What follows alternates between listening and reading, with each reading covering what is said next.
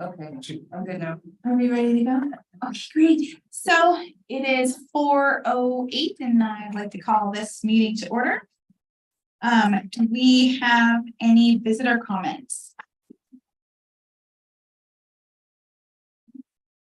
Okay. Then we'd like to move on to the approval of the August minutes. We had a chance to review. Yes. I got it correct. It says members present, it has a list and then members present again, and I was actually absent along with Gary and Jacob. Oh, So just, yeah, it's absent. Present. Well, doesn't that cancel each other out there? Yeah, it says members present now. Two presents made it. okay. Any other comments or adjustments? I'd like to make a motion to approve the edit. Motion to approve the minutes. Thank you so much. All in favor of approval of the minutes? I Opposed? Okay. Moving on to the Scappoose Bay watershed. Oh, yeah, she's like here. Never mind. Okay, moving on. Did the Japanese garden update at all? Okay, Japanese garden. No, there is no new update there, but we need to plan soon. Okay. Clean up. Okay, great. So. You guys have any dates in mind for that? No, I just got back and I'm gonna be calling people, so. Okay, great. But I'll probably send out an email, which would be good to the commission, so that if they want to participate, then they can let me know. Otherwise, I've got other volunteers, so. Let me know the date on that, because Yes. I'd like to get the work crew out there and spray, and I don't want to spray right before you get through. Okay, great. Okay, oh, there it is. The new commission. All right, then moving on to the new commission nominee. So last month we did an interview. Only one applicant made it to the interview process. And the two of us interviewed her in person, and then we had a discussion with a third member for our interview committee. And if I'm not mistaken, I think the general consensus was that we would like to accept her on as new commissioner. I mean, she had some interesting skills and lacking a few, but I'm hoping that the skills that she said she had would be very helpful in grant writing. Yes, grant writing is an asset that she has available. That was her big thing. That would be fantastic. So with the approval of the commission, we'd like to recommend that Brandon bring to the city council approval of our new applicant. What was the applicant's name? Let me pull that up since I turned her stuff back in.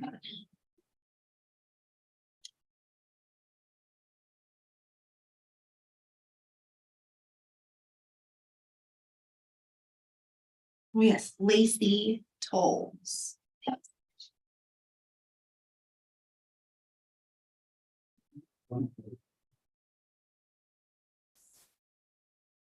You saw the Booster Club. You may know it.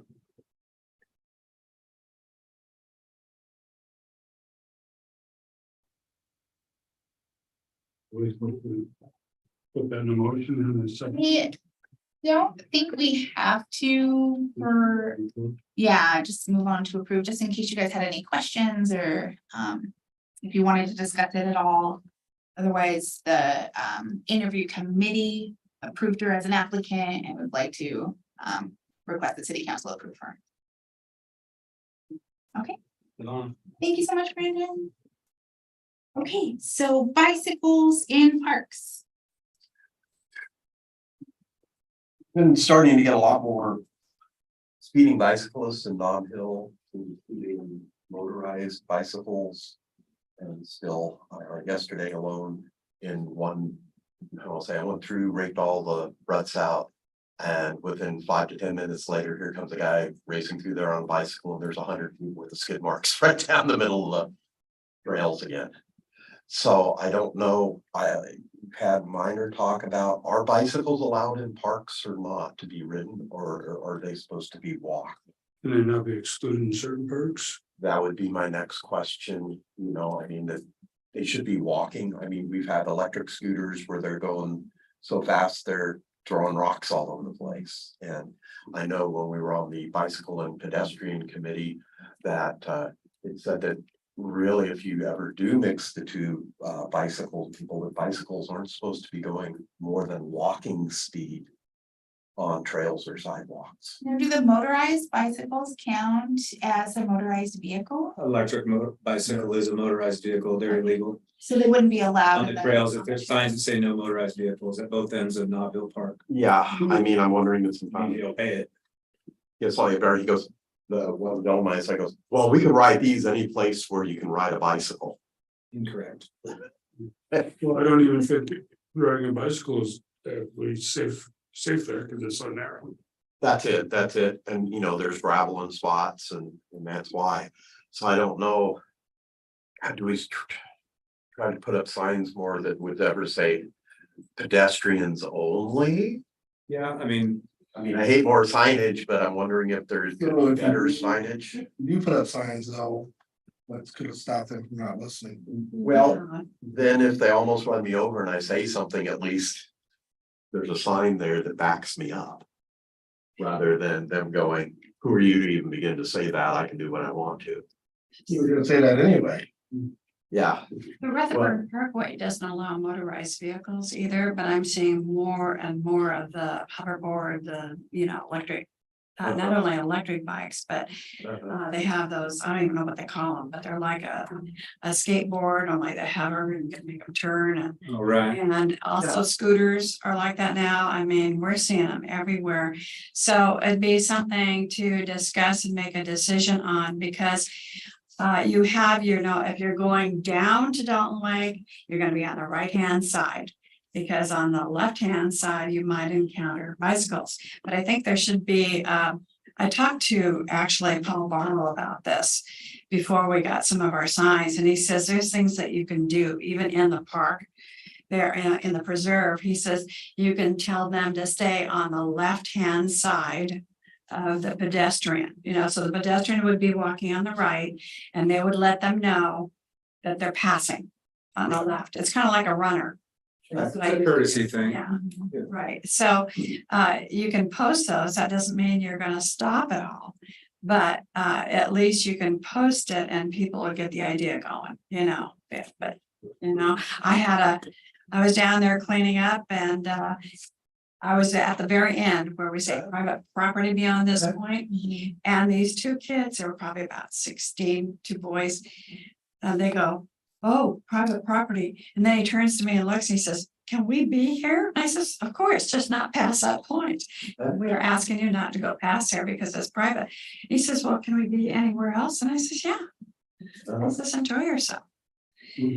So I didn't mind that, and they were very courteous back, and they were trying to adhere to the rules, whatever. But it's going to be a bigger problem, I think. I'm seeing them all over in the parks, everywhere. E-bikes are huge right now, and all they gotta do is turn it off and start pedaling and say, I was pedaling. You're pretty fast at pedaling at 30 miles an hour.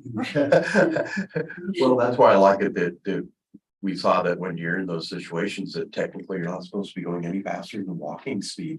If you're on. The thing I think though, Howard, is if someone's in the park doing that, you tell them, hey, you're not supposed to be on that, they're gonna give you the middle finger. You got the sign to back you up. What are you gonna do? No one's gonna enforce it.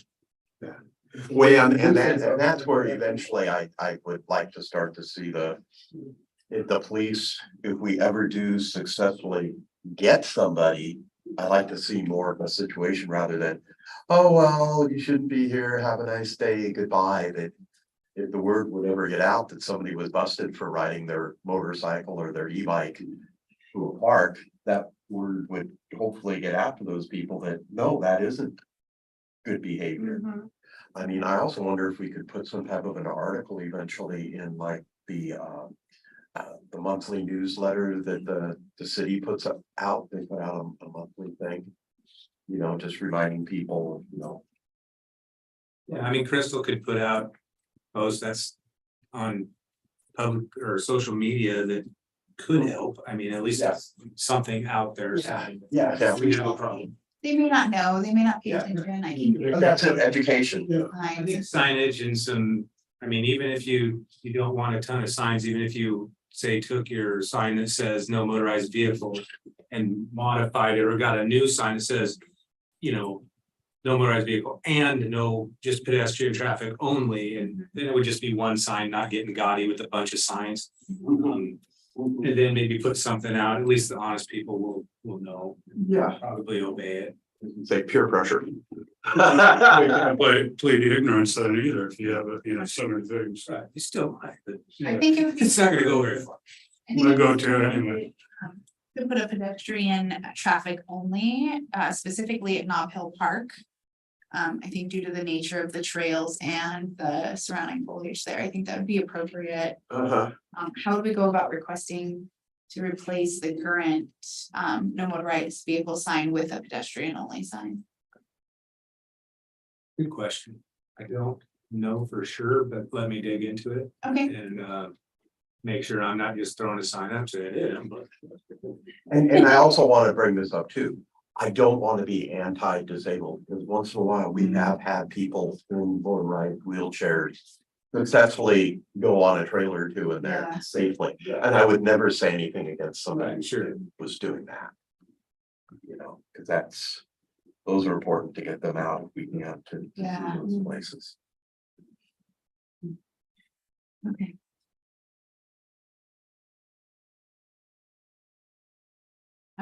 So only that park specifically is the one where. Specifically, because the only other park that I think, considering the nature of the park itself and the trails would be the botanical gardens is similar in nature. Otherwise, McCormick Park has wide and abundant walking trails that are, they're accommodating for bicycles. Godfrey might be in it, a candidate too, For, for no bikes, because there's no trail in there. Except on the far end when you come out to Second Street. There is a trail there, but, but that's super short. yeah, but in park proper, there's no trail. And it's not a hill, I mean, you got so many hills off and on in ours too, but that just creates more wanting to speed and Right. lock them up. Where I've seen one guy where, oh, I don't have brakes, I just drag my feet. That'd make my mom mad. You ruin your tennis shoes. And then, yeah, and then also how would we go about requesting maybe just a notice on social media, reminding the public that that no motorized vehicles on the trails includes e-bikes, and things like that. Yeah. Like scooters. Try to find out the legality of it all and then Okay, try to move forward with those and get signage that we want maybe next time or maybe before then and go. that would be great. Thank you so much. All right, anything else on that topic? No, okay, then let's move on to the future of Nob Hill. Mainly just, with the waterfront development that's taking place and stuff, we have to be thinking about how we're going to control people or how the park is gonna be, say, used. They're working on building the first trail at the bottom that's gonna have lighted, which will be bringing people. You may have people walking that way more all the way until dusk and trying to go more there in the darkness because you're gonna have so many lights down there. And just with the waterfront development down there, I mean, eventually we got to think about exactly what we want out of our nature park there. How are we gonna preserve the nature in there if we get more and more people? I can see. Do we wait till, people make trails all over the place, or do we start to figuring out how we can educate people that a nature park, you really have to stay on the trails more? Do we try to do a preventative where before you gotta start going, oh, wow, this area's gotten destroyed by people, we have to restore it, or do we be proactive? So that's something, I don't know if we need to get hugely into that today, but it's just something I wanted to set out there. And especially too, me and Caroline are getting older. I don't know how many more years we can keep doing so much. Do you of have a that. open dusk to dawn sign? Yes, Okay, Yeah. that should do it if you have it at the top of the stairs too. Yeah. And, I wouldn't start borrowing trouble, you know, that you're gonna have people walking all over and making new trails and it's that, wait till, some areas. well, People are going out over the Camas Bluff and just trampling it out there. might put another sign somewhere in the middle saying, stay on trail, Mhm, mhm. you know, or stay on designated trail. Or If that area ever gets seen totally that too. developed, I would actually see in some areas you'd have to have split rail fences to make more of a point, like, you don't go out onto that meadow, it's a sensitive area. You know, but eventually, I think once we get through this other big things that we're doing, that I'd eventually like to have more of a discussion of what do we really think a nature park is, what should go, what are the good uses in a nature park? And one of our meetings have more of a real session to try to kick it around more and come up with some ideas. Maybe we want to take some time and do some research on some other nature parks that are similar to Knob Hill and kind of bring I us do.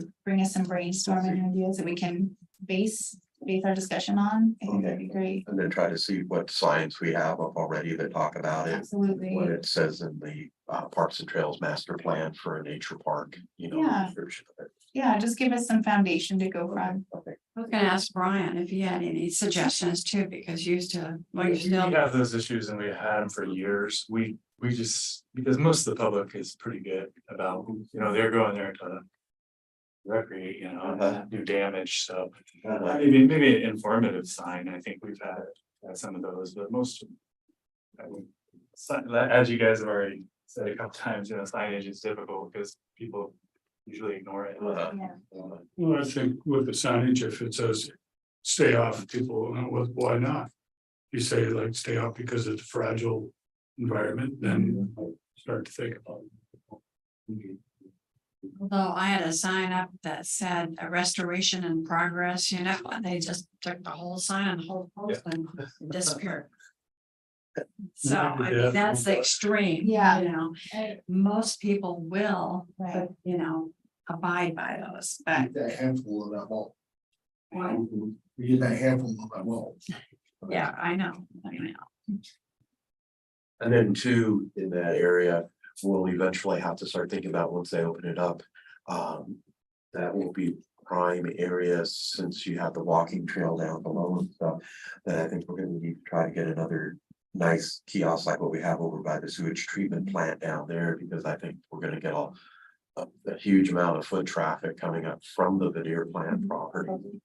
You know, so that's another thing, and eventually too, we're gonna have to look at how we restore that trail. Nobody's giving us any idea on how much longer the trail is gonna be closed, and we've got weeds that are growing up through the middle of it now, the rocks all over the stairs. So, you know, our plantings, I don't even know what's going on with our plantings that we've been working on along the sides of the stairs, because there's a barrier that I'm not supposed to go beyond. Right. So, May just take quite a bit of work to kind of yeah, fix it back up once it's Yeah, open. That's the plan Yeah. is once we get to that stage, is probably be a refurbish of those stairs and that area as soon as it's open, Yeah. before we open it, so it's definitely safe for the citizens and everybody. And he's got some ideas we've discussed, and we're gonna attempt those to see if we can improve on things, so. Yeah, that's in the design work to do all that when the time comes. Yeah. Right now, it'd be, in my mind. Oh, yeah. waste of time. Right, oh yeah. right, because we're just waiting for. Have we ever heard how, do you think it'll be 2024 or? Never open back up down there? I know they're having some difficulties with that project, so I wouldn't even want to guess, right? I can tell you good or bad. Cause I know their newsletter says mail your or email your questions here, and I said, any idea on when the stairs below may open up, and that was a week ago, and I never even received any type of response. Sharon Monroe might be able to give you a rough estimate. Who did you say? Sharon Monroe, engineering, Okay, engineering manager. okay.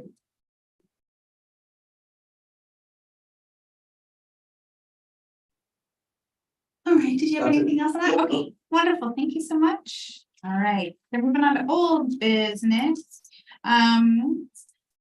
For those who attended, our city council meetings, for this last month, did we have anything to report back? Scott, Howard? I didn't. Nothing, I did read. The planning commission, and Jenny Carlson brought up the watering of parks. Okay, And some of them were being watered and what the deal with that. okay, So Talking about the infields being watered during the day. I think jet parks are in general, I think. Oh, well, we water them to keep them green. Yeah. And for the other process was watering the Boise infields downtown and the Sixth Street field. We're trying to soften them up so we can till them Yeah. in the off season to try to have them be in better shape for next season. It's kind of some preventive maintenance. We're going to till them, add some stuff in there so that the weeds won't germinate. Because spraying is just, doesn't seem to keep up. yeah, So we're doing some things to try to improve the fields, and a couple of the leagues are working with us with materials, and they're putting their time in, and we're trying to do a little more in the off season, so it's easier in the spring, because as you know, weather in the spring, as soon as it hits, it's either gonna be soaking wet and kids want to play, or, you know, you never know what you're gonna get. So we're trying to help ourselves out. That's what's going on there. We had a couple calls, people thought sprinkler systems were broke because they were running all day. oh, Ground was concrete, so we were softening it. yeah, I noticed that they were going on the Sixth Street, and I was wondering what you guys were doing. Yeah, That's we great. get plenty of calls on it, but at least people are paying attention. So while we're talking about water and parks, what about Civic Pride? Are we able to get water to that park? There's a hydrant in the corner. Right behind Red Apple, I know, and. I believe, I'd have to look at the GIS, but I believe there's a water line on the. West side that runs through there. You're talking for future for tapping into Yeah. to put Yeah. a yard hydrant or irrigation or whatever into. Yeah, there's water in the area. It's not a mile away. I believe, no. I promise you, but I'm pretty sure it's been a while since I've done locates, so, Could you check on that for me? yeah, I will. Thank you. I can send you I can email you a map of the area with the water lines if you'd like. That'd be great, thank you. We had discussed about that being kind of Mhm. for gardens. Sensitive, well, not a garden because they have one just above that, but a sensitive. Well, I mean, people, Like a community garden community garden. What that about people one have. at the school, right above it? for the general public. Do that one at Lewiston Park. For me? They have a garden at Lewiston Park. Yes, yes, I just saw it. I went over there and looked at the park and I thought, oh. So one thing that Lauren had mentioned was sensitive garden. So what that is, you know what that is? Yeah, like tactile and all of that. And something that smells good, feels good when they touch it, you know, just. So, and I could do that with a garden club too. Yeah, but also like a community accessible garden boxes, because the ones at the school, I do not believe are like general public accessible community garden spaces. Especially with. the- I have to check and see where those are. No, you Yeah, look we didn't at- have any, no, in the city. right, we don't have any In the yard, community garden spaces, where at? right behind the old folks, or the senior center. Senior center. Okay, but we've talked about those before, and I feel like I'm still confused on that. Are those ones that the general community can access and Sure, utilize? sure. I see people going in and out all the time. I thought that was for the. That's it. Yeah, and the community, senior center. And with all the low income housing that has just been put in place, I mean, I'm sure some of them would like to have a place, Yeah, if they don't have any yard there, To volunteer, do some gardening. right. to plant, to. That garden might be volunteer. You do vegetable Divide it garden. up, That's vegetable gardens. but you divide it up into like 10 by 10 foot lots, Mhm. and then people sign up Mhm. and spend $15-20 and they can rent that spot for a year. They can plant whatever they want. It does it. Wilson Road does it. There's an excellent one on 185th and West Union, I think it is. And so they have these elevated garden boxes. It's right there along the little walking trail on the river there. And people rent them, right? And you can rent them for an annual time space You can garden in there. The and- church might be also thinking about doing some type of garden like. I forget which one, I was talking to somebody. Cause you folks have been always thinking about what could be good there at that place, and that just seems like that'd be a good thing to Yeah, I think so. have if nothing else is going on there. Just has ample sun access, you know, there's not a lot of trees to cause shade in the area. It's central to a lot of community living, you know, it's near the school, and I know the school has their own private boxes, but And they need to feed the deer. you wanna donate them? We need them, they can use them. Okay. If you do decide to do that, like, we have 3 of them and grow and managing them is difficult because they all want different things like mulch. We gotta bring in mulch and then like because we provide irrigation too, and sometimes we need to repair that stuff. Jacob, I'll take you up on that. I'm gonna put some rice in there, something that's water intensive. Okay, any other comments or anything to bring back from the city council meetings? I admittedly was unable to do the 9/6 at 2 p.m. So I was not present for the city council. No. Okay. So for the upcoming city council and planning commission meetings, who would like to volunteer to be present and bring back notes?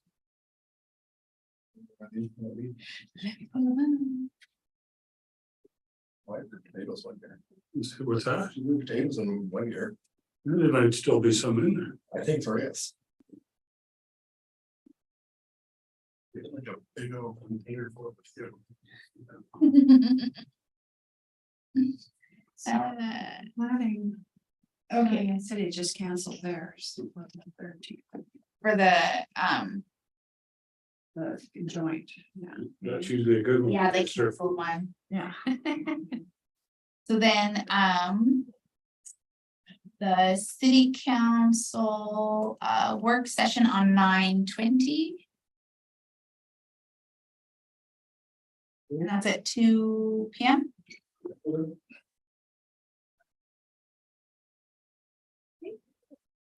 Write it down.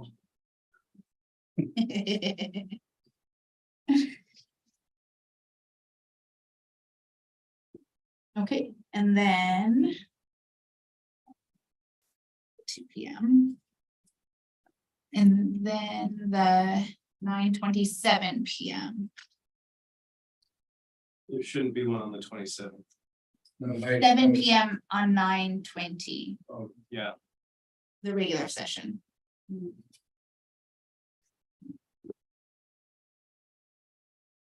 I don't have that instead. Would you mind sitting in on that? It's fine.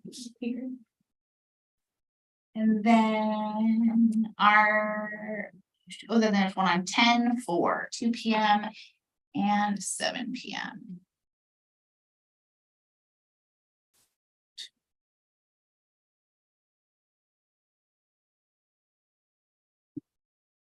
I might be able to do the 7 p.m. on that day, but I am for sure booked for the 2 p.m. one. I think we should fall in love. I'm sorry. He's not here, that'll teach him. You work on her break. Seriously, Golf. Karen's not here. he's not here to volunteer. Well, we should volunteer for all these things. Okay, so I just needed a 2 p.m. Someone to be present for the work session at 2 p.m. for city council. I will do the 7 p.m. I thought they were here. I'll do it again, Thank you, Scott. work session type of guy. You want to learn more about how it works too. There you go. Ignorance is bad, it's bliss.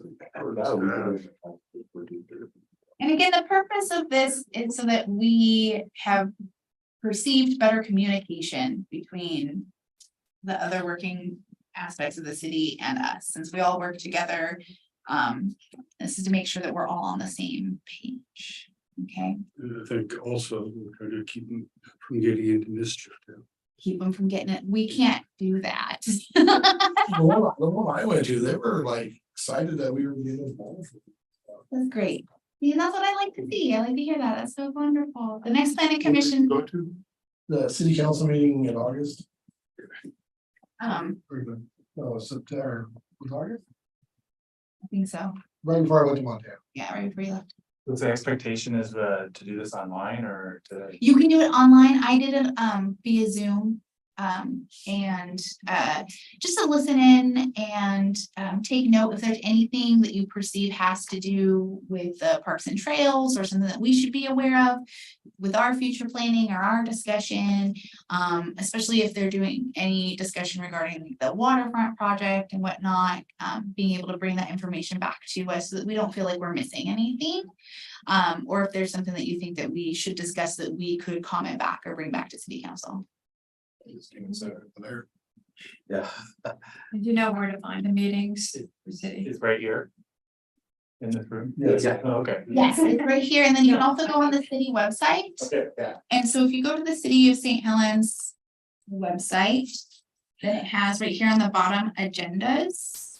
And then these are all of the meetings, and in the view details, it has the Zoom stuff. Okay. And you can just log right in. Eventually, you should be probably getting all the city council information stuff.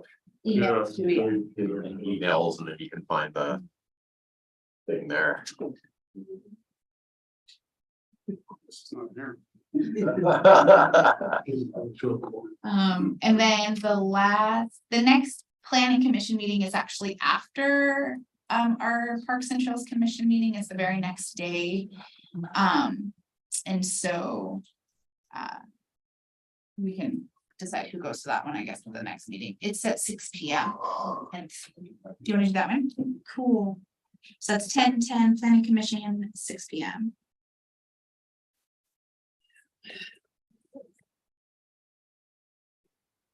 Thank you guys so much for all your help here. I really appreciate it. Date of those.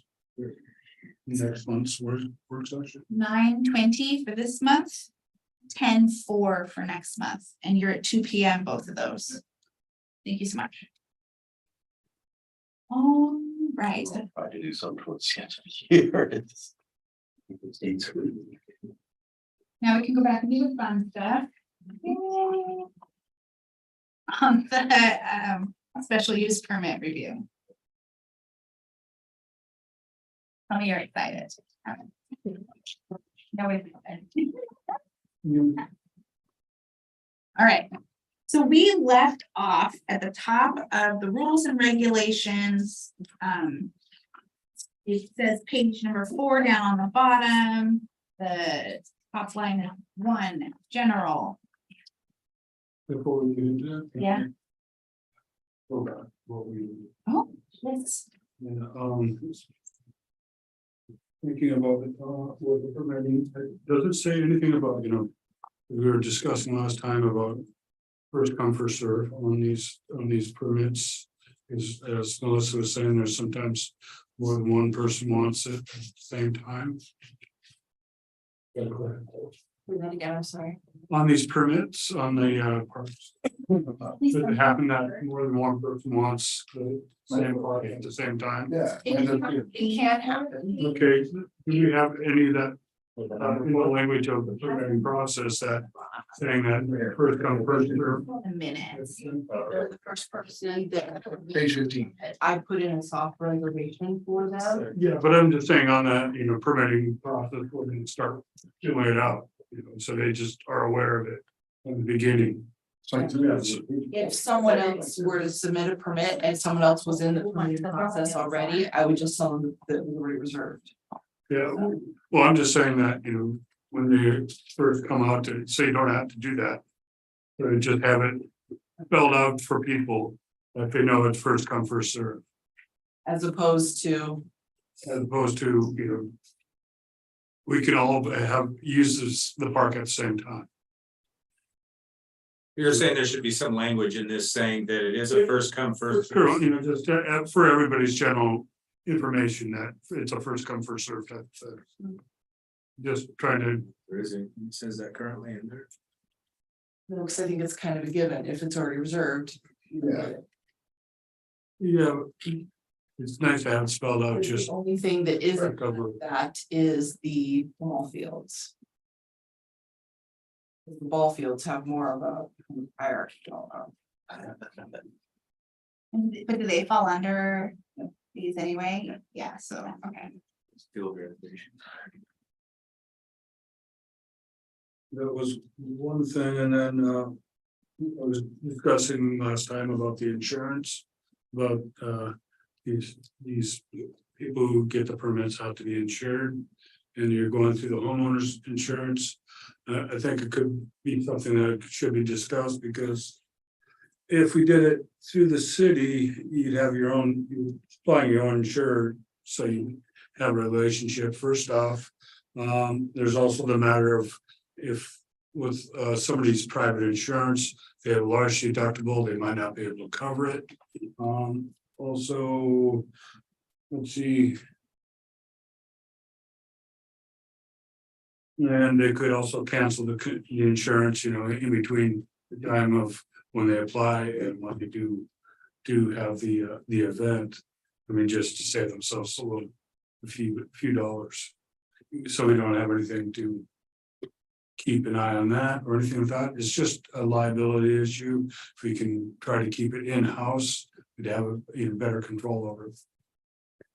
As far as the insurance provider for the, Well, if we have the applicants have to pay into an insurance for, that was supplied by the city, whoever vendor they decide to use. I'm just saying it'd be, it's just a little bit more control, and you won't be exposed as you would. So you're- Exposed. you're asking that the city then have an insurance provider that the individual person purchase a single time policy through? Yeah, they could have something like that, which could be something discussed, because for those very reasons I gave. Do you have any input on that? I don't know anything about that. Really unfamiliar with it. That would have to be, The city's not an insurance provider, so that would have to Right. be a whole thing. yeah, that might be, I mean, it's something we can ask, for I sure. mean, it's just something, because just it's the exposure of it. I was And I looking think at I the city. understand the concept in that the city itself not being the one providing the insurance for them. But part of the application process being utilize this insurer for the policy type of thing, because I think his concern, and please let me know if I'm misunderstanding, is that one of the things they could do is purchase a policy or have part of it through their own personal or through the homeowners. And then prior to the event, like he said, canceling it, so they don't actually have coverage, they had proof at the time of the application, but they're not actually. Or they have a $10,000 deductible and they don't have $10,000 if they were liable to something. Something to that effect. I mean, I'm just trying to limit the exposure of the city on them. Right, and that, I mean. You can ask around and see if somebody knows something, if they don't, talk to Chris Iverson and see what he says, I mean. He would be the knowledgeable guy about it, so. I'm afraid that us saying you have to use this insurance company might fall into the whole. Well, I'm not saying, I don't think that would be appropriate either. I think it's, you have what I envision or think you could have, having the city have a contact, and have them as their provider. They have a Same thing, because we would, if we had an insurance company, we went through and we say you have to use them, then we would not allow someone to shop around their own, which would be the same thing as saying you have to use that insurance company. there could be an issue. I mean, that's. Maybe there's something like, some sort of policy that's called something that covers certain areas and all insurers know what it is, so you could go to the people or the person of your choice. Maybe something like that is out there saying, we're requiring you to have this, this, this, and this. You can go to whoever you want, but this is what you have to have. That's what we. Which, well, we already have that, that's Yeah, what that's what we we. do now. It's called event insurance. And But I don't know every how you insurance would- company knows about it and I get a copy of it. But I don't know how you would prevent someone from canceling that, like you're saying. Here's something, this might be overkill, but when my husband was running for office, it was suggested that we have on our insurance, and it didn't cost very much, but $1 million policy for anything that might happen to an event you're going to, or you're gonna be alone at, and it covers wherever they are, anybody that would get hurt, that kind of thing. So I can check on that If you would like me to see how far that goes. I don't know if that would be appropriate or not. I personally feel that the verbiage that we have in regards to acquiring the insurance and proof of the insurance is appropriate. And it works for all kinds of events, not just for, like day use in the park. It's a pretty standard thing. And so, and a lot of insurance companies have things specific for this. I know when we went on to do like a vendor thing one time, it was a day fee, you pay one small fee, you're covered for your required millions and you're good to go. So, personally, I don't have a lot of concerns or questions there, but I don't want to not hear you, We're just looking for looking out for the exposure. And if the city were had their own vendor for these types of things. Somebody that, they know and work with, they would have. A little more peace of mind with it.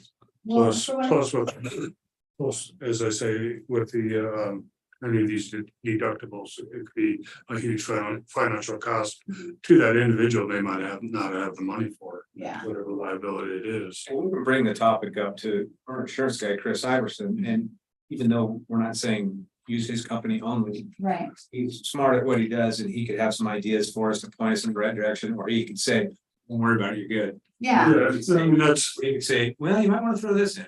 If So you could just that's give us something some that- feedback for, I'm just opening up for discussion for the whole thing.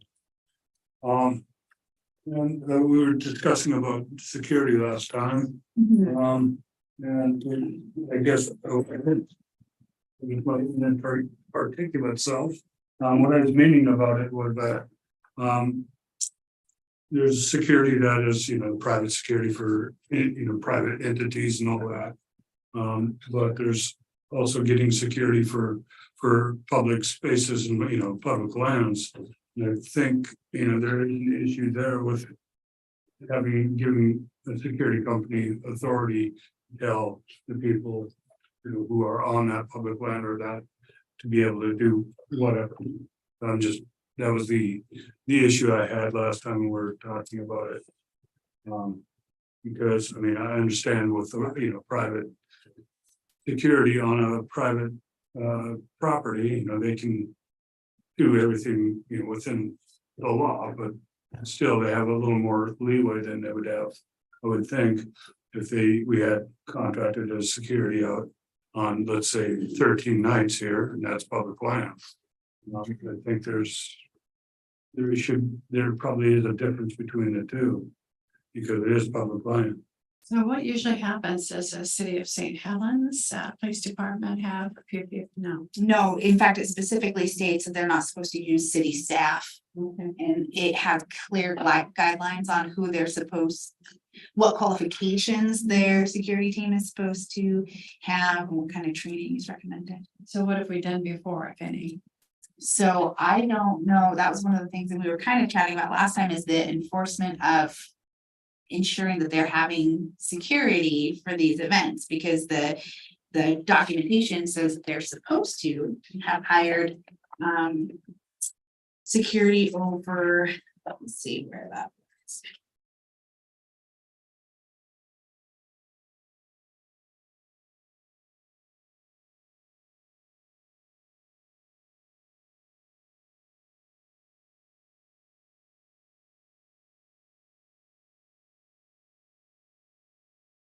Melissa, do you know the exact verbiage or close enough on? You're probably thinking that the verbiage is in the ordinance.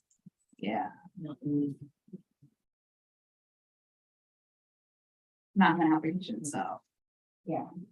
So.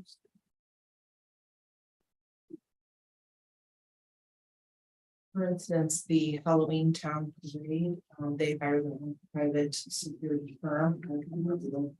Firm's name, I can find about this, and then it's up to the chief of police to put that security. That's pretty much the reason we put him back on the permit, was so that he would approve items like that.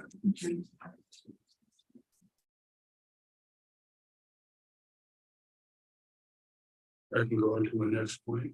I've got two more. Sorry, Jacob. That's all right. we were talking about, with Hudson being the vendor for, garbage disposal, we have it within the permit. I mean, again, it's a liability issue. Tell them to search waste disposal on the internet and let them come up with themselves rather than pushing them to Hudson. Just, Yeah, that was brought up and we all decided it was silly because then they'd call me and go, well, where? Hudson is the only one in the entire city of St. Helens, and since we'd only do city of St. Helens permits, it seems silly to go round and around the bush when it's only Hudson. I understand that, and it's kind of arguing. In my business, the only thing I did was, with the government, they put me on a list and that's all that my business went through all that. And I understand, but it was a different country.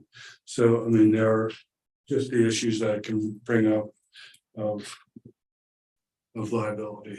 This is all just, I think it's just adds exposure that really doesn't need to be added.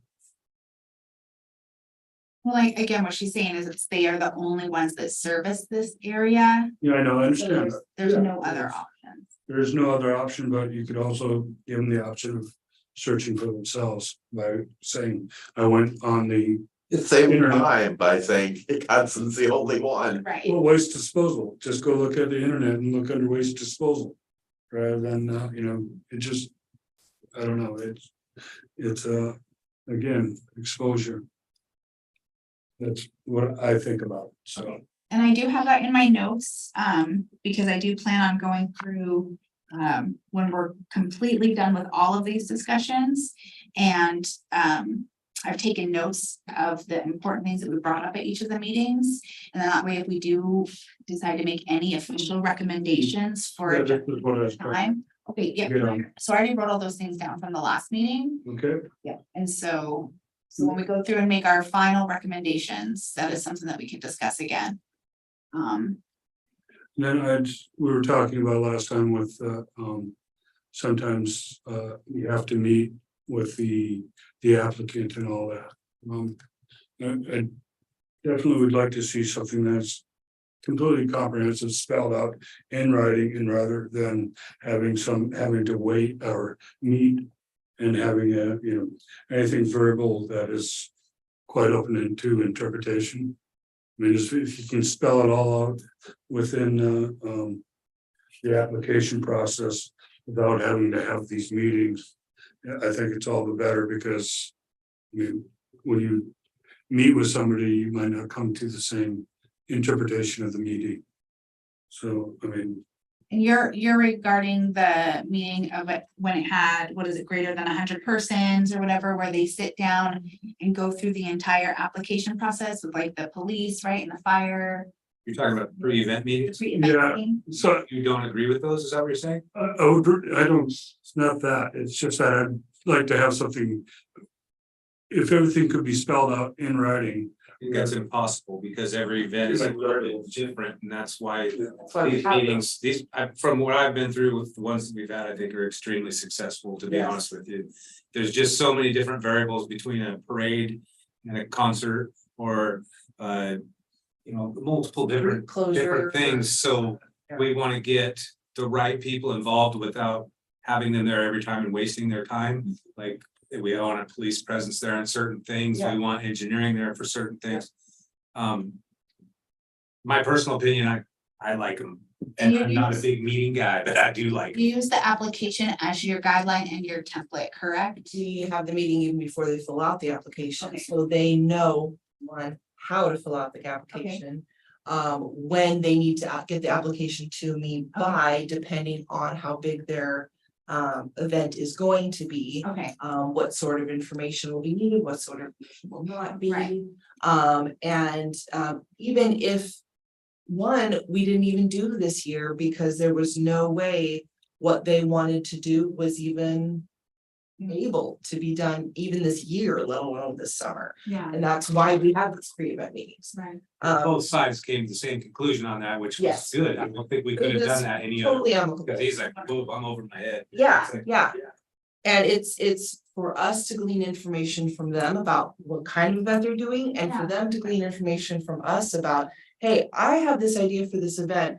What kind of things do I even need from the city as far as security, as far as sanitation, as far as permits and even the fees regarding, that's what those are for, is so we can go, hey, this is a really big event, you know, have you thought all of this through? And they go, hey, I have this really big event. Where do I even start? Yeah. That's why it's called a pre-event, so we can even decide even before we even get this in. Okay. We've had a pre-event back in spring for an event in November, I haven't even gotten the permit yet for, and it might not even happen. But they're meant to be there so we can all come together and jive and talk and get all that out in the open. And it's a very free flowing, which is why they work so well. And they're Yeah. quick, they're not No, lengthy, they're no. to the point Yeah. and things get done, and then Yeah. I think everybody that's on. Everybody that's involved in it has said nothing but positive things about it, and especially the people having the events, because. Everybody's on the same page before the event starts, it's not like the last minute, well, I thought it was this way. No. Right. No, we all know it was this way. Yeah. So I like them. Perfect. And you Everybody guys, who's involved is really, you really. guys keep minutes or notes or anything from those? No, because everyone gets out of them what they need. Okay. Someone from engineering is there and they've got what they from, and maybe just engineering and that applicant chats. But if engineering's not needed, they don't attend. Yeah. If you know, the police aren't needed, they don't attend. Yeah. Or if, you know, fire really needs to be involved because it's, you know, they're trying to do something on the island and they need to know how to get fire there, then they might chat afterwards. Yeah. But basically, I sent out an email, hey, someone wants to have a really large event. Mhm. Are all of you people who might need to be, are you available on such and such dates? Yep, okay, let's get together. And then that's when we all start to. Yeah. Figure it all out. And then from there. Everybody who needs to continue to be involved does. Mhm. And then once I get the application. Then we actually start the process. Does that help? Yeah, it does. Still, I mean, just to. With putting things in writing, it's in black and white, rather than.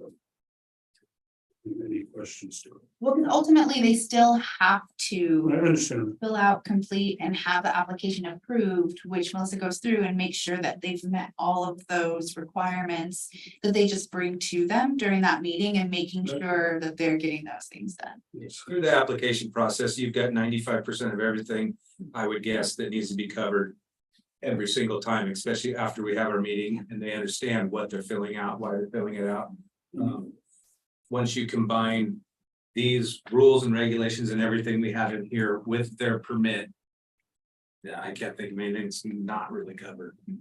Yeah, The same it all goes together pretty good once you have all of your stuff.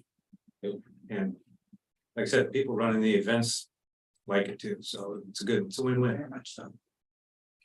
Jacob, I'm finished now. All right, Can I buy them either buck?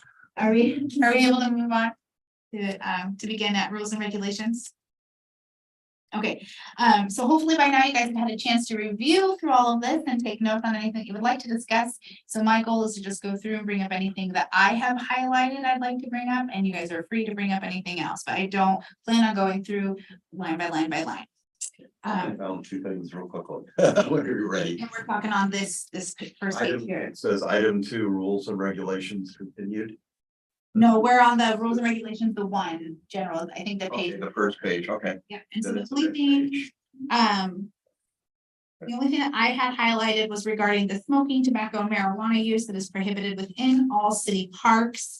And part of my concern was regarding signage and enforcing of the no tobacco, no vaping in our parks, and so I have been to our parks. There And are so- signs in a lot of the parks. Okay. We have some in Knott Hill. Oh, and there's a new one even. Is that new? It's coming up later, yeah. Okay, I'll bring it up later. okay, let's do it. So I got several different options. All right, well then I'll table this for you. Thank you. I have. Is there no swimming sign posted in McCormick, A no smoking? no swimming? Oh, no swimming sign. In McCormick?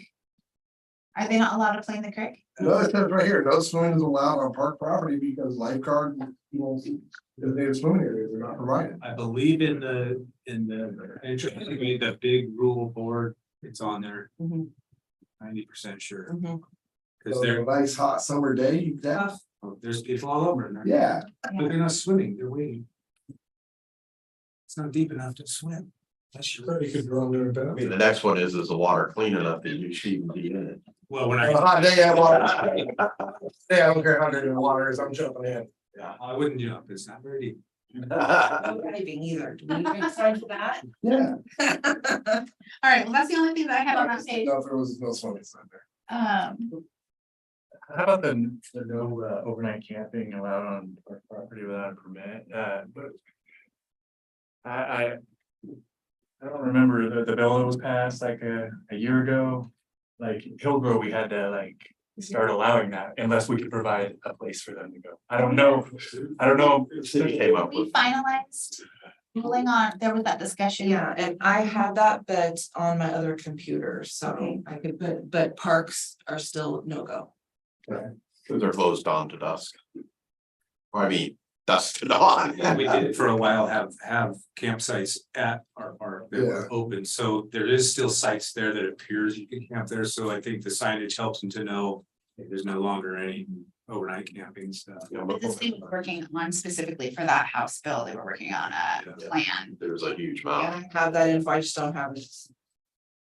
All right, anything else on this page? What about carrying gun? It Carrying guns in the park. says not to use, but what about carrying?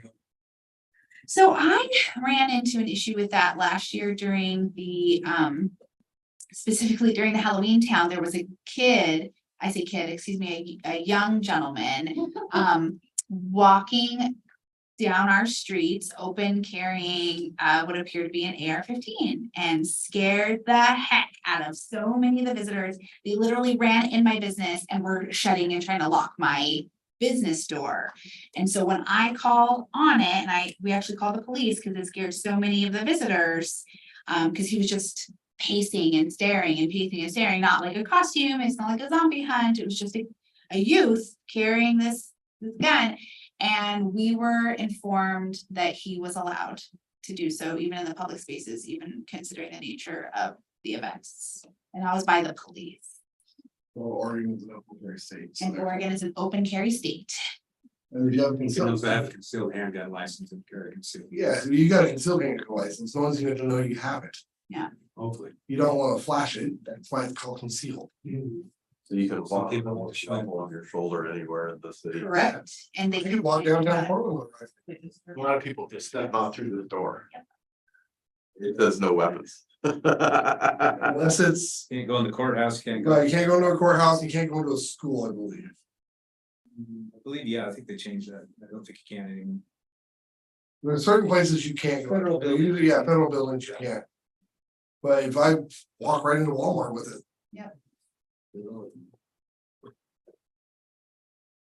All right, any other questions on that page? If not, then we can move on to the rules and regulations continued, starting with 2.2. 2.2 and 2.3 can be confusing. All right, so 2.2, the bicycles, roller skates, skateboards, and other types of non-motorized vehicles must be used properly, safely, and without the possibility of injury to others. 2.3 is disturbing or careless operation of motorcycles, automobiles, or other types of motor vehicles will be grounds for removal from the park and or citation by police. Somebody could take some of that as like bicycle, well. It just says as long as I use it without the possibility of injury.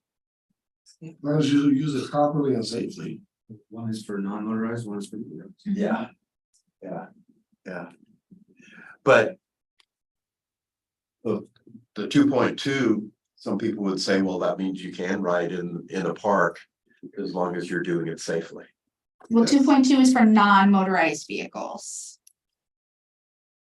Yeah. and 2.3 is for motorized vehicles, which are not allowed on the You can ride a trails. bicycle through a park, you can drive it down the road just like where the cars ride and everything. And We do can't stop bicycles from going into our park. We do have skate parks you can use it in, we have the BMX trails you can use, those are in the parks, so. I'm not saying that they should be bombing down nature trails or things like Okay. that sort, but that's Okay. kind of what we It covered. just seemed confusing to me there, so. Okay. Okay. Mhm. The comment that I had, was in regards to the signs posted on the trees, shrubs. And it says, nor can any nails, screws, or other foreign objects be driven into the plants. And, when I had made these notes, again, I apologize, it was one of the comments that I had written was in regards to, attaching objects to the trees, like in Nob Hill, when they did like the Whispers in the Woods. And so is that part of this as well? Yeah, you're not allowed to hang anything, you're not allowed to. A rule's a rule, it should be for everybody, it's, it shouldn't And they be. changed, the first year they screwed in, the consequent years, they just put wire around them. Okay, so they're just Why? hanging and not like screwing in? Yeah, right. Okay. All right, They would pull mine. perfect. That was good. Any other questions on this particular page? The dog park at Roy Park is right next to Milton Creek, and so they jump in there quite often. I just worry about it because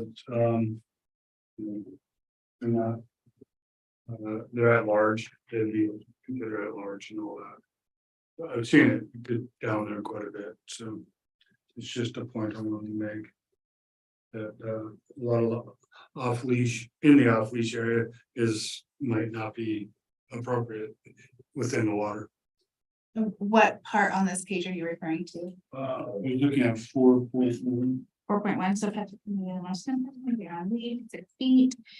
Not, kept under vision. Okay, Designated area goes to the creek, but I believe it does not go to the other side of the creek. Yeah. And there are posted rules at the designated off leash area. Saying that your animal still needs to remain under control of the owner. So that's kind of covered. If you can't keep your dog on this side of the creek, then you can be asked to leave, or you could be escorted to leave if you're making a danger to others. Those rules are all posted at the dog leash park. And they're posted right in the front where you park. So other than posting that and policing it, it's gonna be difficult, but it is posted, so I don't know how else you would attack it. Rather than have a fenced dog park, which is a whole nother ball of wax. can we get one someday? We do, yes. Fight here, you can fight there, you can, some people, I mean, some people don't want it, some people really want it. It's. Another topic. Yeah. All right. Any other questions, comments on this page? Okay, the next page is just talking about that certificates of liability for insurance.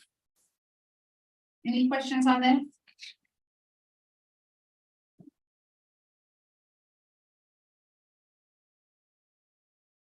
Okay. Moving on to the next page, oh, and here's, I guess, where I highlighted, so this is part of that permit plan specifications. This is what I was looking for earlier. So down on the bottom where it says safety plan, it says the applicant must submit written plans for public safety. The applicant shall contract for or otherwise provide traffic control and crowd control personnel. It goes on to say that the applicant shall submit the names and background information for all traffic control and crowd control personnel. All such personnel must meet the following minimum standards in order to be approved. Not have any felony convictions or misdemeanor convictions involving moral turpitude, have received reasonable minimal training in law enforcement, have on-the-job experience in law enforcement, or experience in flagging for traffic control. And then all personnel must wear appropriate identifying uniform and be on duty during the entire assembly unless a relief schedule has been planned. My comment on this is, how are we enforcing this? We already have, I know, CERT is called on, and we all take traffic control. We take a number of different kinds of training, including, I mean, everything. So, I mean, you're talking about CPR, first aid, no. But But does CERT do every single one of the required? That I don't know, but they have runs Mhm. that we do that for, the parade, They're great. Halloween Town, yeah, so there's quite a bit, but that would be up to when they turn in a certificate, it seems like to have an event, they'd have to have that. This is all Yeah. part of signing off process on these permits. When I sign it, I'm saying that I approve of the items that pertain to, my areas, I guess, for lack of better word.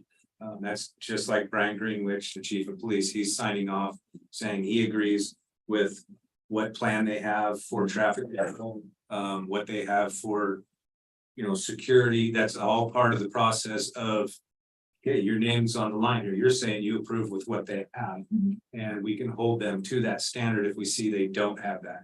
Just like engineering is involved when there's tons of traffic control items, things like that. Yeah, like- Engineering is deep into that and they sign off on it also. So all the responsibilities of signing off on it are there. So if you don't approve of it, then I better not sign off.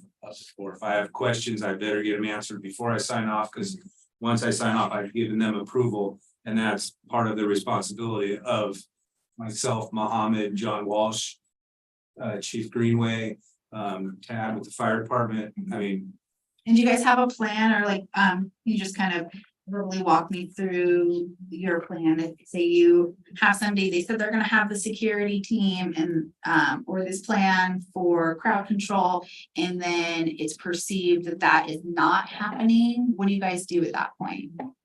well, if it's, let me give an example of the big parade that just happened. We have our pre-event meeting. We discuss those items in depth. Mhm. That's a big part of it. Mhm. And if some people don't agree that you need to have this or you need to have that at one part of town or the other, there's disagreements. The bottom line is it's Chief Greenway and his team and our engineering department that are gonna make the decision and make them do what we feel like they need to do with. I mean, we try to stay within reason because you can make it so expensive, you can't have an event. Yeah. But that's all part of that process Okay. and going through that, so. That's a big reason why we like those meetings. Yeah. Because you can get it all out on the table and everybody knows, and if you don't agree with it and you're Chief Greenway. Too bad, you better change it and please Chief Greenway, because he's the chief. Yeah. He's the big dog, so you guys gotta work it out, figure it out, so that's kind of how we do it. I wanna And there say, is a lot of back and forth during the process on Okay. some permits. If they submit something and here's their first draft plan. Yeah. I've had chief of police, I've had engineering come back and go, nope, not good enough. Okay. Give me, I need this, and this. Nice. And they tell me, I go back to the applicant saying, no, we need better, we need this, and this. Mhm.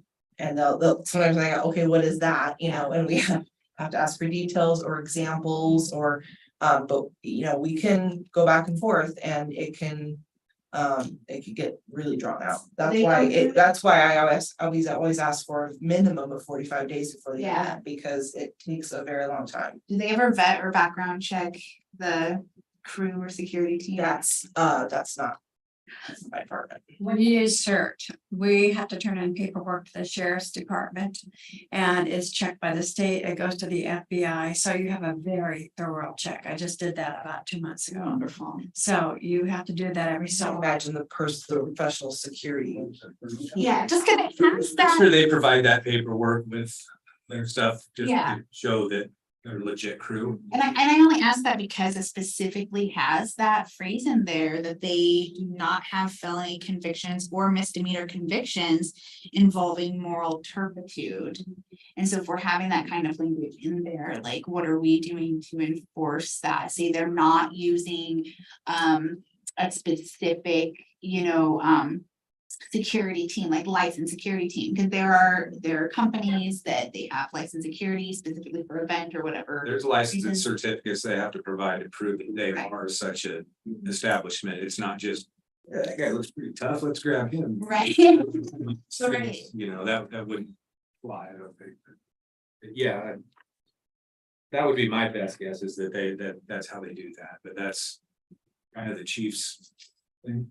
Okay, so you guys don't know if like we specifically, when we're approving these, require that their teams be either, say, from a licensed security team such as that, or from a known, like, say, CERT, where they. I've never made that request, so I can't speak for the chief, but I never really heard that come up from you.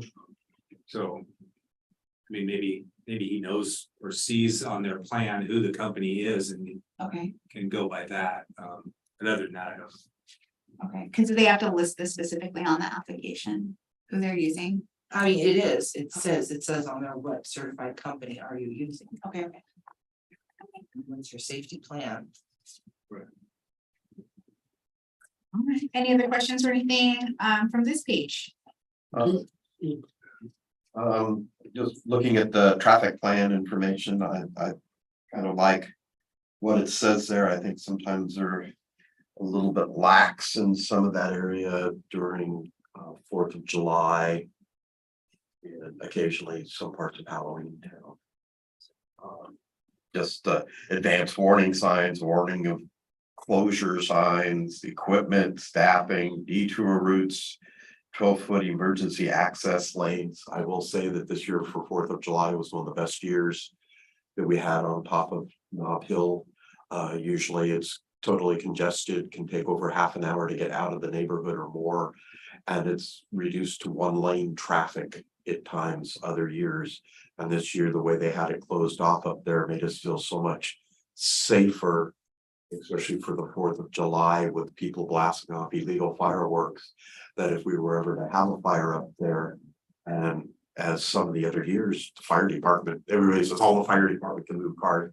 When you got 20, 30 cars in the way, I'm sorry, it's gonna slow down the response. And I think that's something really important in some of these bigger things, is to look at making sure that we can get safety equipment in and out of the neighborhoods that are being impacted by huge events.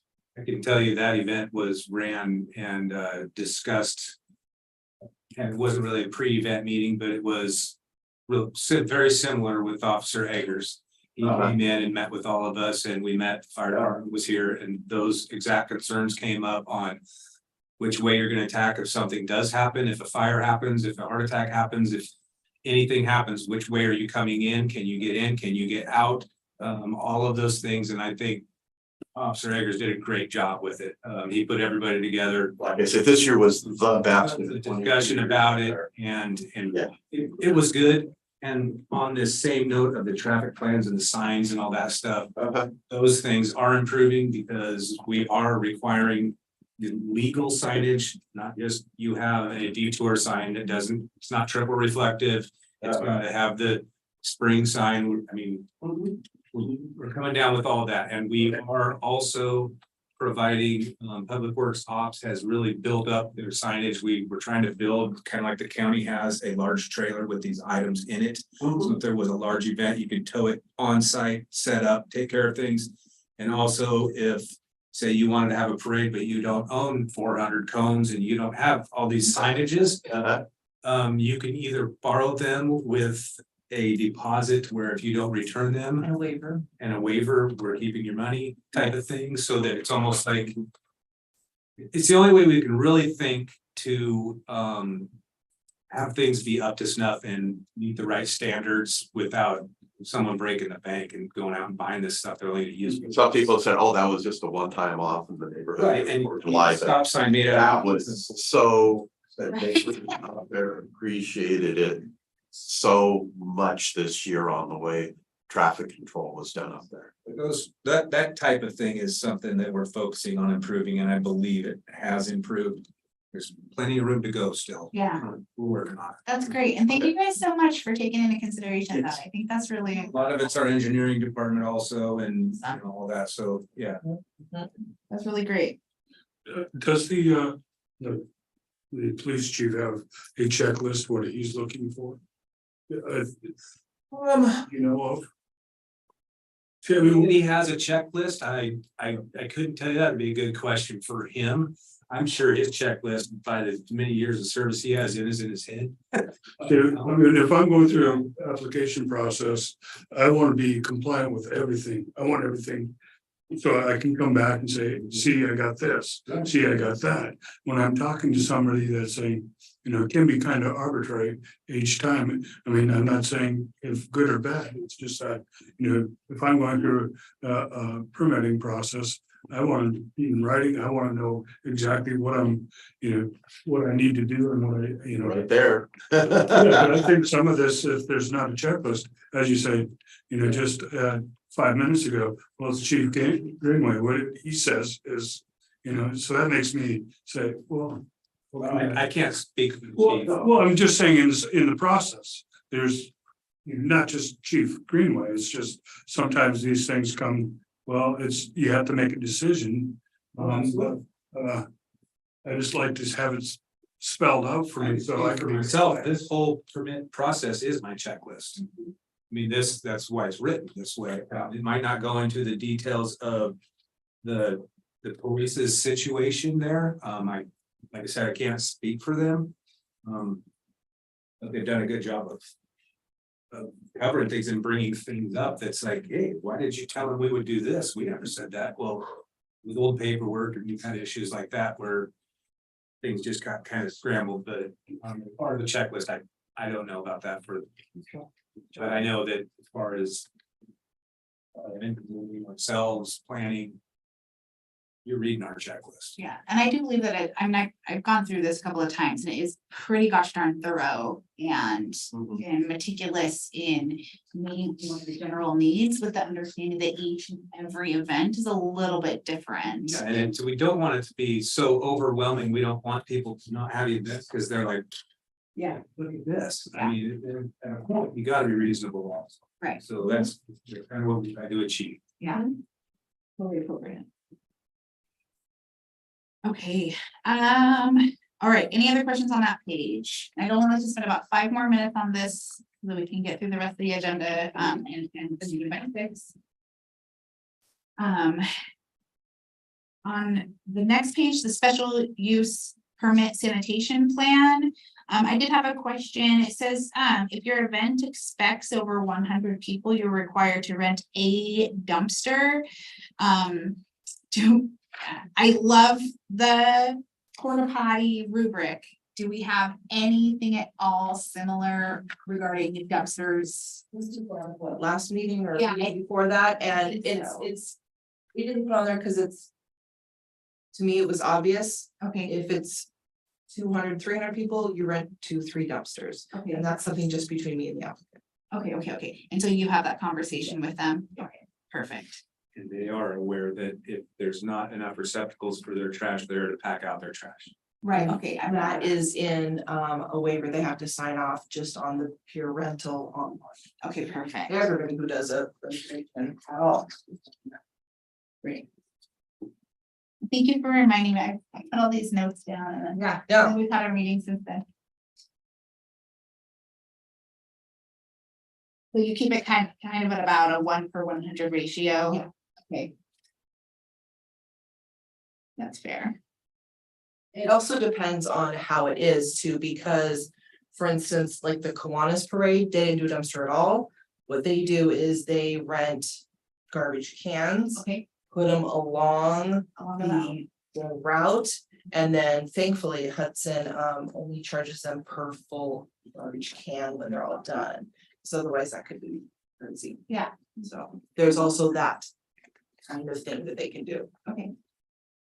The other question that I had is regarding hand washing stations, because that is not something that I have seen prior. I've seen the dumpster, or not the dumpsters, but the porta potties. But are we having them set up the hand washing stations? Okay, And then we also do the ADA ones as well. okay, This is always a hot topic at our pre-event meetings. okay. This is an expense to them that can Yeah. be Huge pretty expense. spending, so. We work with them. We're not 100% by this chart because this chart is actually mainly for fenced in things, like if you Okay. fenced in this whole area and you had a beer garden, well, if you have 200 people in it, you need this many. Yeah. When it's free flowing and there is also public restrooms around and places to wash your hands, we work with them, so it's not a huge expense, but yeah, it's a good guideline. Yeah. And It we just- got this from Hudson. Okay, perfect. Yeah, and I know like in some of the bigger events where there's people, allowed to be free as a business owner here on the downtown. We've had to come up with creative ways to block up our alleyway, to prevent the use of the alley, as a restroom, and disposal, location for the events. And so, and that's one of the reasons it's on my mind, because we've had to become creative ourselves to accommodate. Nature of the beast. I know. The alley is not a bathroom. Please don't puke next to my back door. I don't like cleaning it up. All right, any other questions on that one? 2 more minutes. Okay, any questions on the petition for temporary closure of city streets? Super straightforward. And I've had to fill this out plenty of times, if you can see on the next page. Where it has specifically the street names, the beginning points, the end points. And these have to be all signed off there, Scott, you can see by the fire marshal, engineering, police chief, public works, and city administrator, so everybody's looking at this. It's a number. Okay, yeah. And then the consent forms, I've had to sign these to have our streets closed off, and this is really great. They go door to door to door and have all the affected persons sign off and say, hey, I agree with them closing down the street for this event. And so it's to keep all of the people affected aware, and gives us an opportunity to speak out one way or another. And I think it's fantastic. Shed. So they're gone. Is it for the Halloween stuff? No, Oh, it's a personal shed for your yard. Why are you asking me? do they need it for permitting? They must, I mean, What were they gonna be too close to a property line? Oh, possibly. All right, so then we're going to, 3 feet. we'll end it here where we'll kind of skip over, I guess, the street use form, because it's again, just kind of, a page for them to state what they're going to be using, the streets for. And so we'll pick up then at the Parks Department waiver of park fees for nonprofit organizations at our next meeting.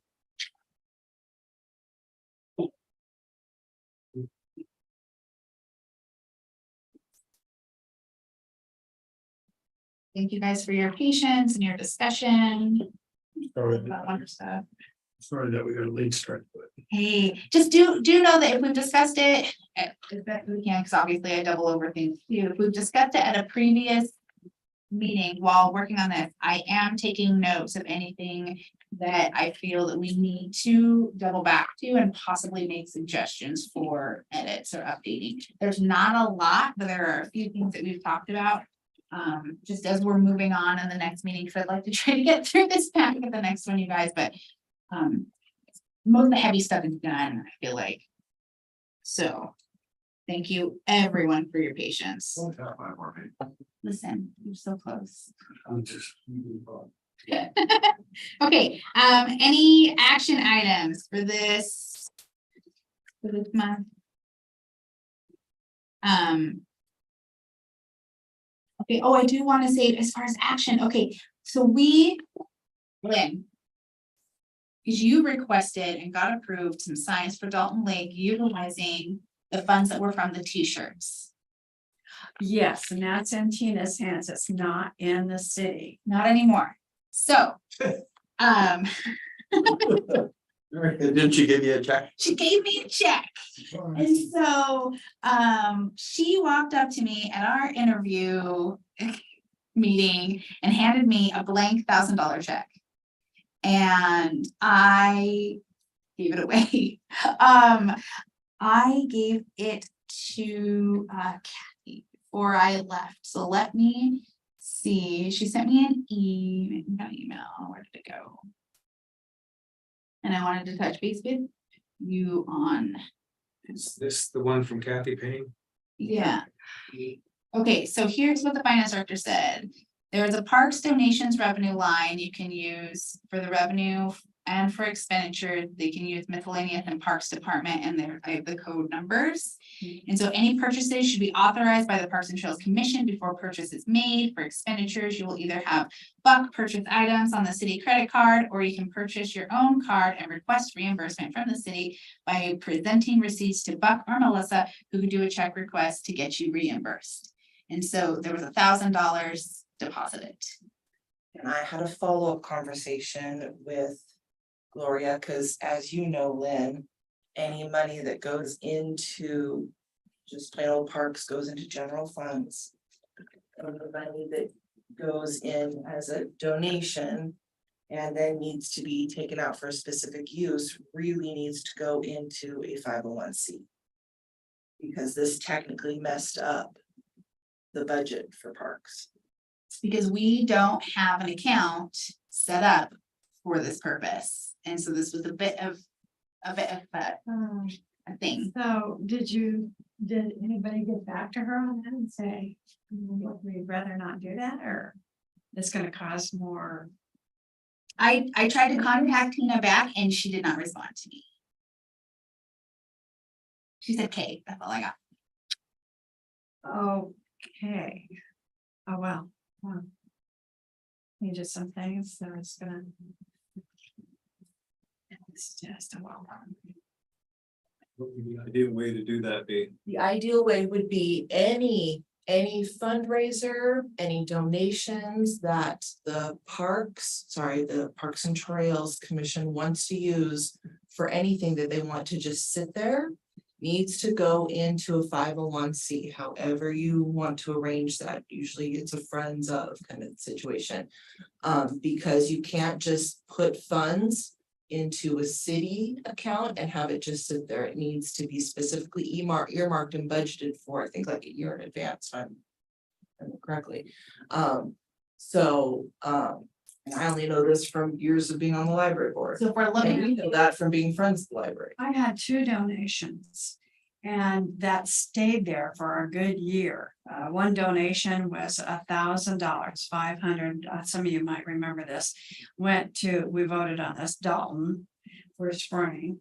And the other one went to, I believe, Godfrey Park. And that was used.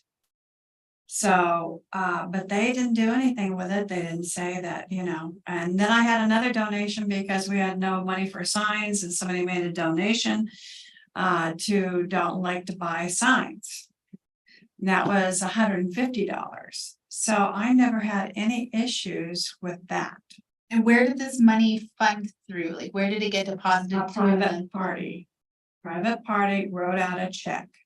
To whom? And would it be the city of St. Helens, I guess? I never saw the check. They just went ahead and did it. That was when Matt was head of the budget. And so I don't know, we had the money, we could use it. It was earmarked for that. And we didn't have to do anything like what you're talking about now. It wasn't that difficult. Because when people make a donation, they know it's going to the parks or this, that, and the other, whatever we had decided, which we need to talk about more. We've got 1,000, but so I don't know if that's something new or what, or it just wasn't done. At the time, but we did get the money. And in fact, I remember asking Matt, I says, now we've got a new budget year coming up. Is that gonna roll over? So that we can, because Campbell or Godfrey didn't use their money up, the $500 yet. And he says, oh yeah, that's gonna be rolled over, no problem. That's interesting, because whoever's. Like if I buy a sign for your Dalton Lake, I need to know which code to charge it to, because I have to code every purchase that I make and every department that I have, so someone must have that code, and I see they put a code on this, but. Is that a legit code? I don't know now. I never was told a code or anything. Well, If you so have a while card, you you were can being totally told, put yeah, it no in. problem, it was. It was internal, okay. Right, so what really needs to be done is either A, the person writing the check, it needs to go to the sign. And not even go into the city. or it needs to go into a friend's account. That's why library doesn't take donations, it goes to the friends. But we are not friends, we're the Parks Commission. Yeah. Right, so you Right, but- shouldn't be taking money, So why didn't anybody I couldn't tell you, say anything? Do you start a friends? you should. You're all. So that's- a friend. If you want to raise your own money, Well. If there's a way to get around this, let us know, but I'm gonna call Gina about this too, because she never said she was gonna do anything like that. Yeah, she just walked up and handed me a check, not to anybody or anything. It was just a check that had an amount put in and she handed it to me. And I didn't leave the building with it. Okay, yeah. Wait, who's holding on to that now? So we got deposited, so what It's already been deposited, So- so I was gonna say, hold on to it until we. check, Kathy emailed me on August 30th. The check has been deposited. It, and there, I basically have a virtual receipt, okay? Receipt number here, for 150 park donations, tourism fundraiser donation, $1,000. And, with a reference number for the check. And then, I got a follow-up email that said that the parks donation revenue line, and there's a code for that, and that there's a miscellaneous Parks Department code there for that. So for the use of this $1,000, she clarified that Buck can make the purchases if we request that. city credit card. Yeah, and then, but there's $1,000 then to be used. However, moving forward, and this is something that we should consider doing is, especially if we're gonna be having a grants committee and, working there to obtain funds, either through fundraisers or from grant acquisition or whatnot, but having a way to acquire and then utilize those additional funds that are separate from what is the budgeted amount for the operating of the parks. So it doesn't go to someplace else. So it doesn't go to someplace else, so that it's an account that we can access and utilize for the purpose of the Parks parks. and Trails Commission. Friends of the Parks and Trails, I mean, so that's realistically what needs to happen. And so, I highly recommend, that this might be one of those things the, grant committee consider working on, considering it's a finance, thing specific to the parks, on putting together a friends, which is ultimately a 501c3, right? And that way they can Easy enough. acquire and utilize the How fund. do we go about doing that with the city? Do you know how to do that or? It's not with the city, it would be separate of. It'll be separate, okay, so you're gonna be applying to the state? No, not her. No, I didn't mean her, I meant, Whoever the friends group is. Mhm, which would have to be separate then, I not got a question on all that then. whoever wants to participate in that specifically. I mean, Nob Hill's gotten 2 or 3 grants from like the Portland Garden Club. And then that they put it into an account for that money. Is that still kosher because we have our own friends group, or is that unacceptable now that we can't get a grant from the Portland Garden Club? Because the city's used to, I would submit bills to the city and then they pay me out of that money that was set aside for the Nob Hill Nature Park. This is confusing. I don't know the history of that, you'd probably want to double check that with the, with Gloria. So if you're interested, we could maybe invite Gloria to the next meeting. Yes, that's, yes, Okay, let's yes. do that. Well, that, I won't be here for that meeting, so it's very important. Could we do the December meeting? Cause we're not having a meeting in November. Right? No, we haven't. I'm not going to be here Said in not to. November, so she came, I have very specific questions to ask about. What about October? Okay, wait a second, excuse me. November, I'm not gonna be here in October. Okay, You're a month ahead. Sorry, I'm getting permission. so then let's do Your moment. that. So the November meeting, Yes. we will invite. I'm sorry, her name is Gloria. And that's our new finance director? Great. And then that way we can ask all of these little details and get recommendations directly from her.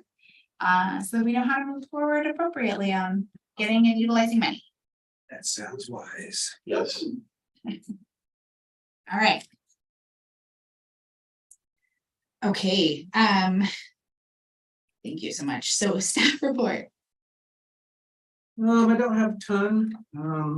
Just so you all know, the Memorial Edition has begun last week. It's basically.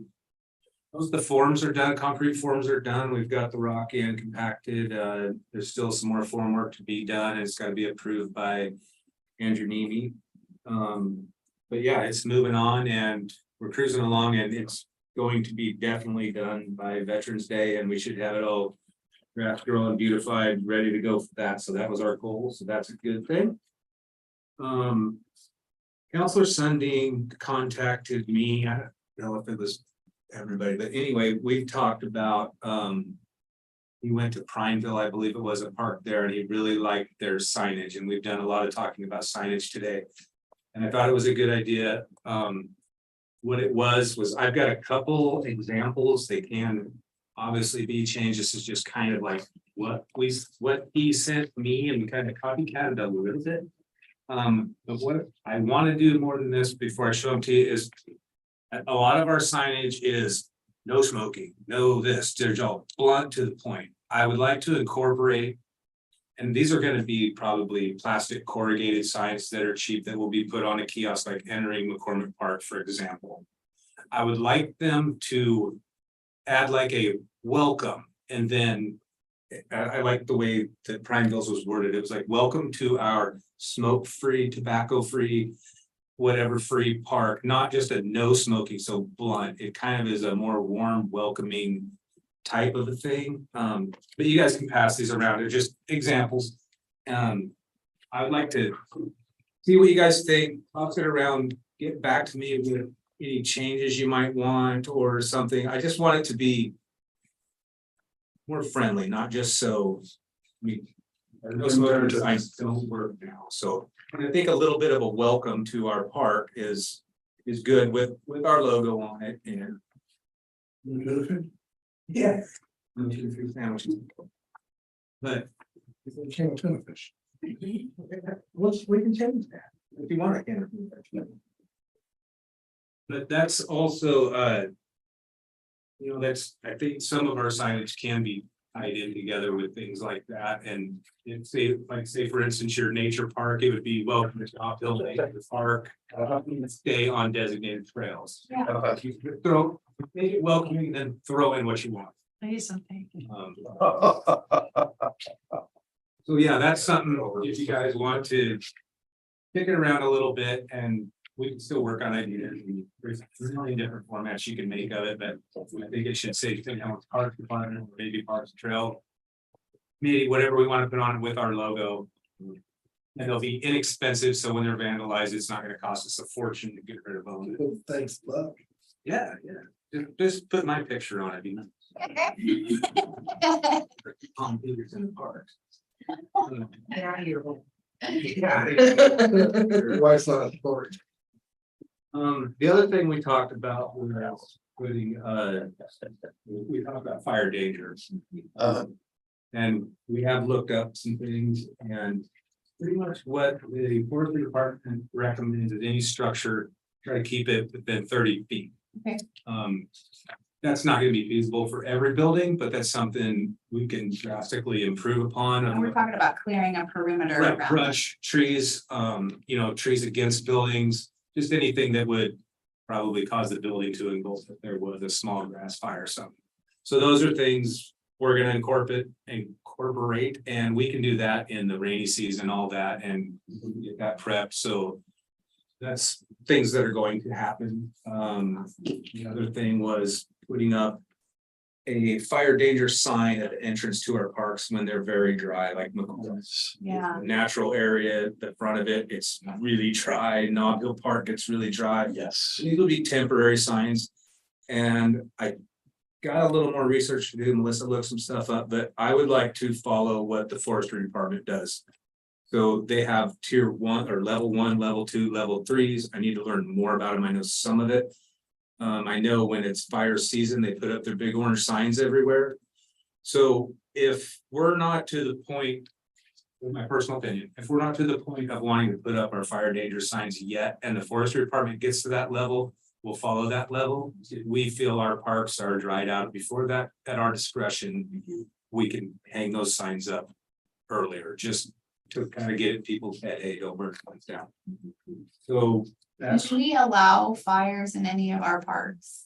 yes, you can have, we have the little barbecue pits and people do Bring your own. bring briquettes and bring things like that. Some people will just grab sticks out of the woods and burn and cook on them. We've had that, but that's another thing that needs to be addressed is if we do post that it is fire danger, that will be. Okay. Kind of like, it's like if you go camping, you can't have a campfire. You can Right. probably bring an LP gas barbecue like they allow in the woods, things like that, but no briquettes, no pellet stoves, things like that. Okay. And that might be something we have to write up too, Mhm. so, and if we do write that up, of course, it will go through all of us first, so we can discuss it. In New Zealand, a lot of times in parks, they'll have grills where you put in a coin to be able to utilize it. I mean, you don't have any flame or anything like that. Is it like electric grill? Yeah. So or there could be even, well, I mean, it's like a grill. But with no flame, it's just like if you see a heated piece of metal. They hit grill. you can Yeah. grill on. Ninja sells them. Ninja sells them. All right, sweet. Anything else? Other than that, I really don't have anything else. I'm sure I'm forgetting something, but, yeah, we're wrapping up a lot of fall seasons and things like that, and, grass is turning green again, so it'll start growing again. We'll be. That's about it. Thank you so much. Start using a weed eater or a bladed weed eater in the park and not worry about throwing sparks. All right, counselors report. I don't have a lot to report. I appreciate those of you that were able to come to the city council meetings. It's always nice to look out and see some familiar, friendly faces. Appreciate the discussions about signage. I like the options here. I didn't see all of these, but I think we talked about signs aren't going to stop some people, but I think they will stop others. It would have stopped me when I was a kid, but I know lots of kids that it wouldn't. So, but I'm not one that likes to be very confrontational and speak up. And so I would have a problem just going up to somebody and say, hey, put your cigarette out. But I feel a little better if there's a sign there and I could point at it and say, yes, please put your cigarette out. There's no smoking here. So I think hopefully it will help in some situations. McCormick Park, like mentioned, the project has started there. I think it's going to be a big plus for our memorial there. So looking forward to that. And then in the next couple of months, we should start seeing some changes down here in Columbia View. So over the next couple of years, that's going to be looking a lot different. So I did get asked in the public today, like, what the general timeframe is for starting this part of the construction of it. Do we have any dates? Cause this is the first bit right here, right? Just one. Columbia View Park, Yeah, what were we told that close off reservations from September 1st through the end of winter? September. And basically till next year this so time, now until next fall. but But now there's a big tent there and there's no construction. So I don't Yeah, know. okay, probably as soon as Halloween Town wraps up, I think is when okay. we'll start seeing some movement there. Not so much on the park front, but on the public spaces that you guys also monitor. You've probably seen the construction on the police station site has started, so there's some things starting to look different there. And then what else? I thought of one more thing. So maybe that's it for now, but yeah. Thank you. Appreciate all that you do. Thanks for staying on top of things and keeping us informed. Thank you so much. All right, any discussion items? Got 8 minutes. We had a work party at Bob Hill last weekend. We had 9 people, including me and Caroline, show up. We did about 25 hours worth of time, planted some plants, pulled some ivy and some other invasive weeds and, I don't know, certain amount of gravel, we rolled maybe 100 feet of trailer or so, which Scott's great help. Very hot day and where I wanted to do it was uphill. Mile, you know, so that all went well. We got a big old party coming up in November.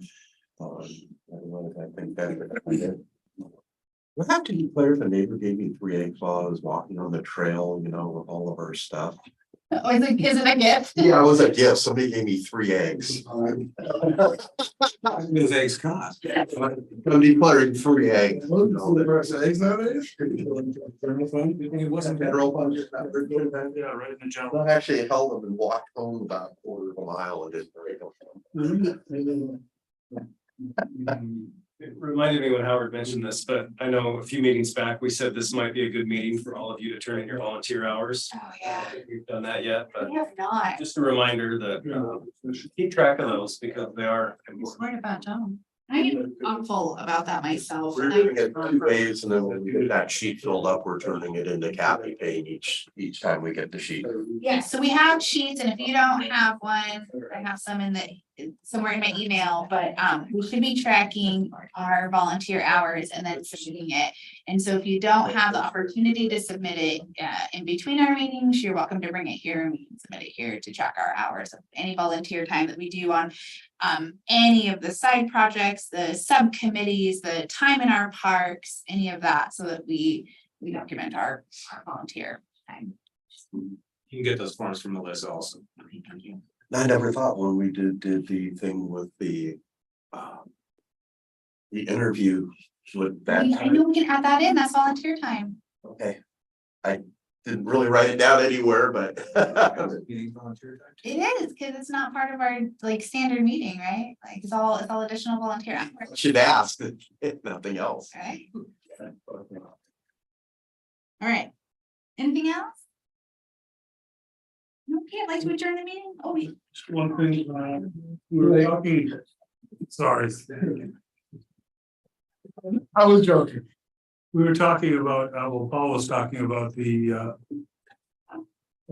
train tracks and the bike path and the right hand turn lane on Gable, that thing. I was wondering if it could be reconstituted to where you'd actually have a right turn lane, a bike path and a main path for going across that because, Gable, yeah. There's no. I don't think there's room for a true right hand It lane. would involve engineering and a huge traffic study, yeah. especially with the expansion of the population in the area right now. Well, they're having, I mean, with the new buildings there, and And they're doing a traffic study right now to try to lower the speed limit through that section, Mhm. because currently 40 miles an hour is a bit hot coming through there. Uh-huh. it is. So I know that's happening, but I know that what you're discussing would probably be through our engineers, us engineers, the railroad engineers, and as a monster project. But if it's important to you, it's something you want to look at, yeah.